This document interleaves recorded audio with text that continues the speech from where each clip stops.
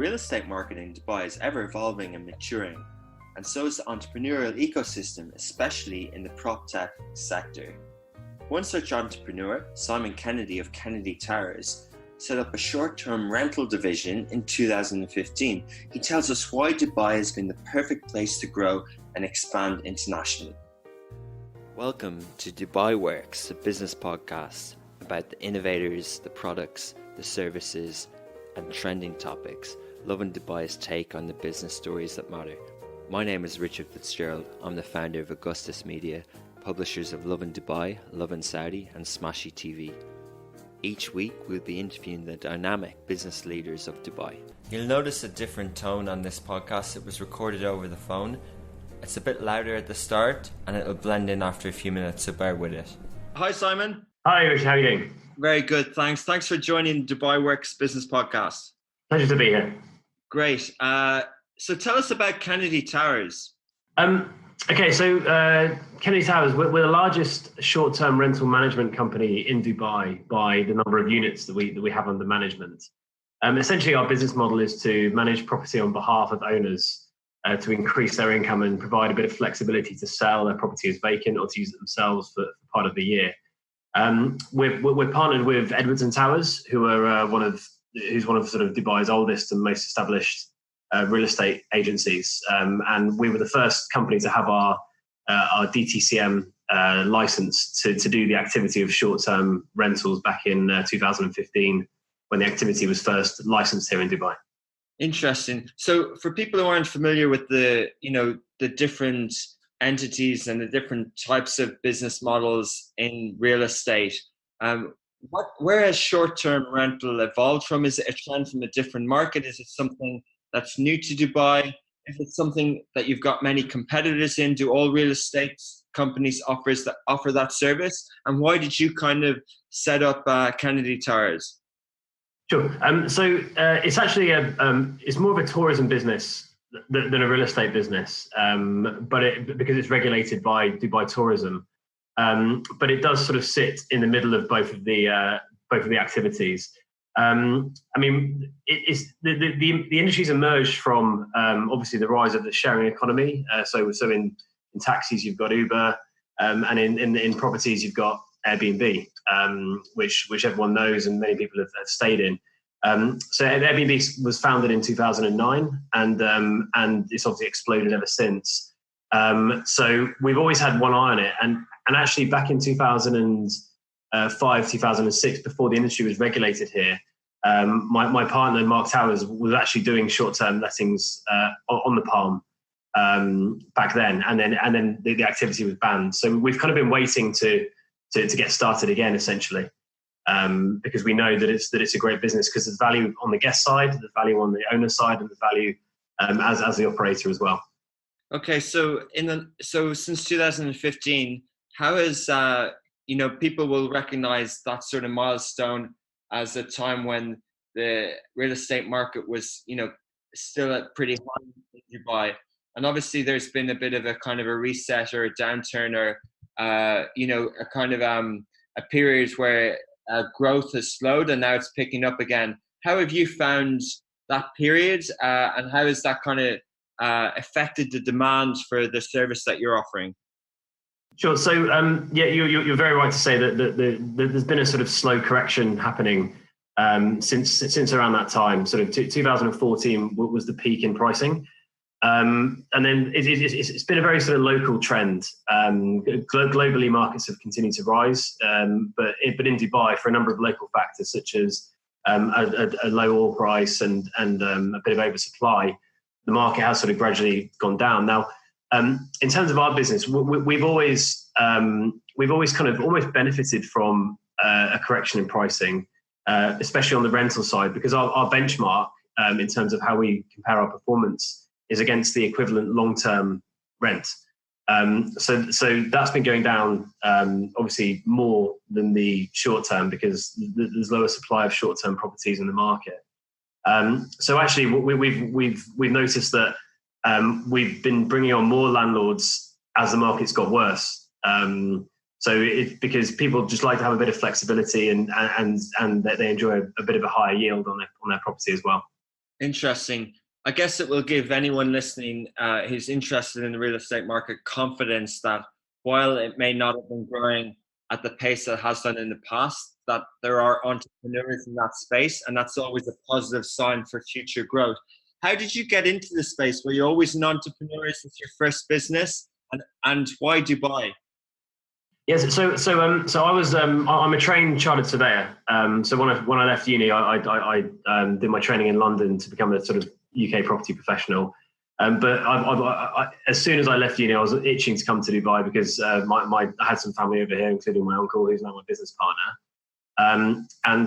So I came across in 2008, and I worked for a large local developer called Majid Al Futtaim, who operates a lot of the big malls in Dubai and across the region. Now, the market was pretty difficult then, as you may recall. So I decided to use the time to study. So I did an MBA at the same time. And my plan was actually to go back to London and become an investment banker. And I decided with my uncle, before I sort of jumped back, we decided to use the final project of my MBA to actually develop a sort of feasibility study on opening a consultancy to focus on commercial real estate and valuations. And as part of that, I actually developed a model based on academic theory, where you can kind of put any business idea through it, and it will kind of give you a feasibility score. So I used that and put the idea through it, and it kind of stacked up. And I've been using that model ever since. Every business I've set up, I run it through my model. So it's great. Sounds fascinating. It sounds something that you could, bottle and sell for startups and entrepreneurs. Is it a secret sauce that you have, or do you want to share a bit more detail on it? Well, essentially, I mean, anyone who's done an MBA, particularly the strategy modules, will know some of the academics that I've drawn on, the likes of Michael Porter, who's obviously a very famous business strategist. And it just takes a few of his key models, both on the macro side and the micro side, to really analyze the environment. Whether it is big economic trends or key competitors, how to look at competitors, how to look at what value your business is bringing, or your concept would be bringing. And then I've been a bit analytical with it in terms of developing like a score for each section, and it kind of just spits out a number out of 10 at the end. If it's above an 8, then I'm starting that business. Wow, very good. Okay, so obviously Kennedy Towers got above an 8. Is that a score? Did you factor in Dubai into that? You mentioned kind of regulation and, I guess maturity of the real estate market would have come into it as well. But how does Dubai stack up compared to, say, London in terms of short-term rentals and supply and demand? Well, it's actually, even though it's a much younger country generally, and a much sort of newer legal framework, on the short-term rental side, it's actually much more advanced in terms of the regulations. So each unit has to be licensed here, and with that license, it has to have a clear sort of clear furniture standards. Furnishing standards. The passport copies of every guest need to be submitted when they check in. So the regulatory framework is actually exceptional here. When I opened the business in Marbella last summer, it has something similar, but it's not really well policed. And having arrived in London to open the office now, at the moment there's no really sort of clear the furnishing standards, any of that kind of stuff to do our activity. So it's actually quite beneficial as we're expanding abroad, because we've been trained on Dubai's very high service standards, and we're kind of bringing those to other markets in the short-term rental space. So it's great. Fascinating. So you mentioned that this has expanded to different markets. Do you see Dubai as your HQ? Is that where you're, running the main operations from, and do you see growth in Dubai in the coming years? Yeah, absolutely. I mean, Dubai will always be our head office. We've got a large office in Media City. We've got 40 staff who are doing all the operations, housekeeping, guest relations, bookings. So Dubai will always be a base, and because of the location, it's very central. Because we're, as well as Europe, we're looking towards Asia as well next year in order to open. And it is just a great environment for doing business generally. Obviously it's a very, very low tax environment. The mindset of the government is very entrepreneurial, and we will always use Dubai as as our place of business. And it's actually really nice that we've a lot of the competitors from London and the US and other parts of Europe are starting to come into Dubai now.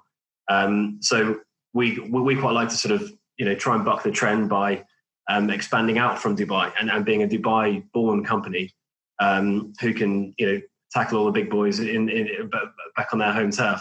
Amazing. You mentioned some competitors, and I think there are a few startups that have a similar product who've raised a lot of VC money. People would be obviously familiar with Airbnb that you mentioned. Is that the natural thought in terms of innovation in real estate, that it needs to be VC backed? And what are your views on that? How are you? Is Kennedy Tara's valued, and is it a tech company? Do you think it's kind of a mix of technology, digital, and bricks and mortar, and customer service? And what are your views on that? Can you compete with the likes of Airbnb? Sure. Well, I think in terms of what we are definitely in the prop tech space, which is obviously a blend of property and technology. So, and we are trying to use that angle in order to really innovate in every area. We do not have VC funding, and we've never looked for VC funding. We feel that we can do this business without it. We're kind of seeking more sustainable growth rather than sort of meteoric, sign as many units as you possibly can, and in the hope of a huge exit. We prefer more of a sustainable growth model where the business is sort of highly profitable all the way throughout. Because we haven't really sort of got clear on our exit strategy. We love what we do. We want to keep growing. We want to keep adding value to people. So we're not going to rush towards a big exit. So we don't necessarily need venture capital to help us get there. Okay, interesting. There are a few other property-related startups in Dubai for buying and selling, and some of them will see trends such as co-living and things like that as emerging trends for this market. Is that something that you offer for tourism? Is that something that people look for? And what do you see the trends in what sort of properties people are looking for as short-term rentals, basically? Sure. Well, I mean, in terms of the actual regulation, sort of sharing a home at the moment, it isn't permitted. But obviously, there are some developments which are sort of creating more of a co-living space and more of a communal environment that are being developed at the moment. But in terms of where the most demand for our type of product comes from, there are two types of clients we have. There's a holiday maker and there's the corporate client.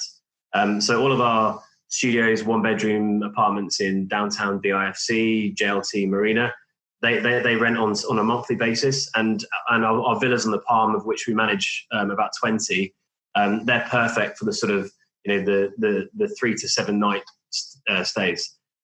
So we're quite dynamic in our leasing strategy, whereby we obviously pick the best strategy for the type of property that we bring on. Some of our competitors focus just on the Airbnb type rentals, the sort of nightly bookings, and others focus on the sort of monthly renewals. We like to blend both because we feel that obviously some properties perform better for different types of leasing. Amazing. Dubai obviously has a unique proposition to tourists, and that's often related to experience, luxury hotels, sort of coastal activity, and hospitality and things like that. Do you benefit from that tourism activity? Do you think that people coming to Dubai, in terms of what they would rent short term here, is much more luxurious and it's much more glamorous than equivalent cities elsewhere? And If so, how do you communicate that? What sort of marketing activity, and how do you showcase the properties that you manage? Sure. Well, I mean, what's great about how the tourism industry is evolving in Dubai is that while it has a reputation as a luxury destination, it is also starting to focus more on the mid-market segment in terms of your 3 and 4 star hotels and your sort of apartment rentals as opposed to a 5-star luxury. The government have obviously seen a huge gap in visitors in that segment. So now it's starting to provide that type of accommodation, sort of more affordable tourist accommodation, which is really going to boost the wider economy. And that's kind of where we sit.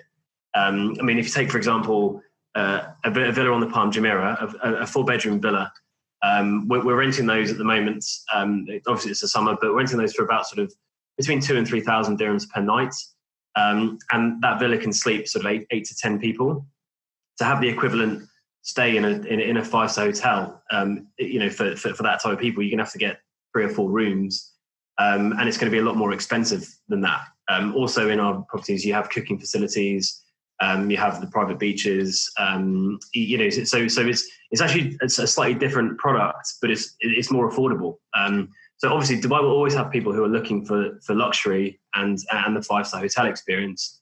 But we feel that the short-term rental business is actually helping bring a different type of tourist into Dubai, one that's perhaps more budget conscious. And we see that as a trend. Amazing. So finally, what are the next steps? What are the key milestones that you've achieved, say, recently or to date? And what's next for Kennedy Towers? Our growth is obviously linked to the number of units that we manage. So we currently manage 250 in Dubai and 50 in Marbella. So by the end of this year, we want to have add an extra 100. And we want to keep going at sort of 100, 150 a year. Over the coming years in different markets. So that's our broad strategy. Amazing. Well, best of luck with it, and it'd be good to catch up again down the line to see how things have progressed. Great speaking to you, Simon. That'd be great. Thank you very much for your time. Thanks a lot.